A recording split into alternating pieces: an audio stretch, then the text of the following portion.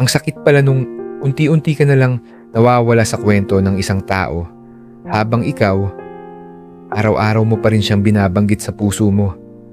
Alam mo yung pakiramdam na dati, lahat ng bagay may paalala niya. Yung simpleng kanta, lugar, o amoy ng kape. Bigla kang mapapangiti kasi siya yung nasa isip mo. Pero habang lumilipas ang oras, napapansin mong ikaw na lang pala yung nakakakapit. Siya, unti-unti nang bumibitaw. Parang ikaw, natatandaan pa ang lahat. Pero siya, nakakalimutan ka na lang. Minsan, iniisip mo, mali ka ba? Kulang ka ba? O baka sobra ka lang magmahal sa maling tao?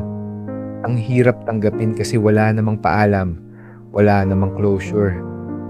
Isang araw lang, mapapansin mo na lang na wala ka na sa mga kwento niya, wala ka na sa mga plano niya, at higit sa lahat, wala ka na sa puso niya.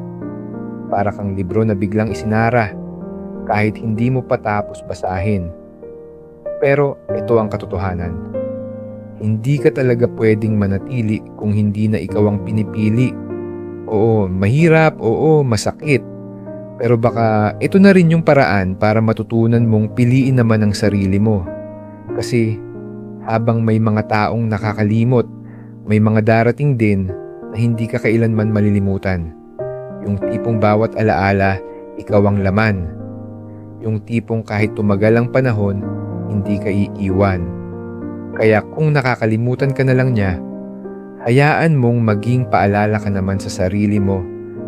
Nakarapat dapat ka ring mahalin, maalala at piliin. Ikaw, pipilitin mong ipaalala ang sarili mo kahit ayaw na niya, o hahayaan mong kalimutan ka para may bagong taong makaalala? Comment mo sa baba